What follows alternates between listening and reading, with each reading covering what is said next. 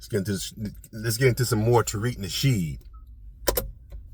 It's something about that the guy in North Carolina, the black dude, because they're still trying to milk the story about the white girl and the black man on the bus, the train. They're still trying to milk that story while they're ignoring their community on murderous rampages.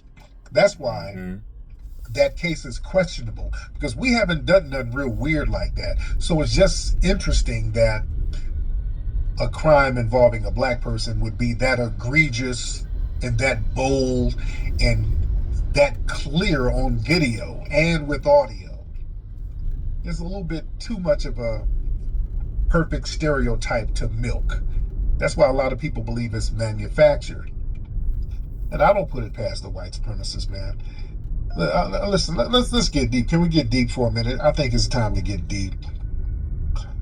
Because somebody was circulating an old video when I was debating Jared Taylor, and I saw this pop up on social media.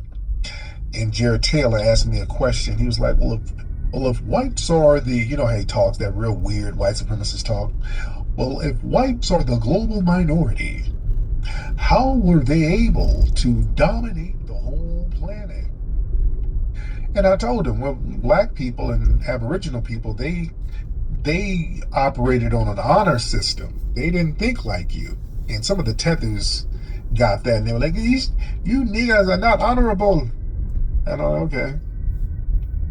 Listen, let me explain how white supremacy was able to dominate. Being the global minority, they are the global minority. White people are what 7-8% of the global population? Yet they control the planet. They control the entire planet. That's a reality. That's a reality. Don't let them say, well, it's really the Jews, dude. No. The white supremacists, they dominate and control the planet. Yes, they do. Yes, they do. Yeah? That's a reality.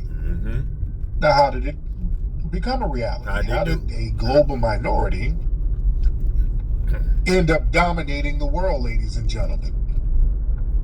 Like I said, Aboriginal people operated on an honor system to a certain degree. Your word was your bond. Right. The white supremacists, the advantages they had, it wasn't guns. People say, well, they had guns. It ain't that. That's not it. Steel. No, they had advanced weapons. They had steel. Right. There was a book called Guns, Germs, and Steel. I remember hearing about that. Talked about how the white supremacists how they dominated the world because they used germ warfare. They used steel. They had access to guns.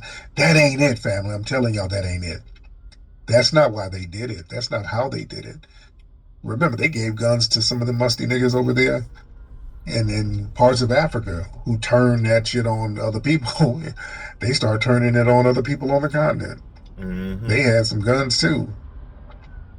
And in fact, it was the Moors who went over there to Asia and brought those fire sticks, which is where the gun comes from. The Moors wasn't that they had advanced weapons. So I finally got my claim for my car accident.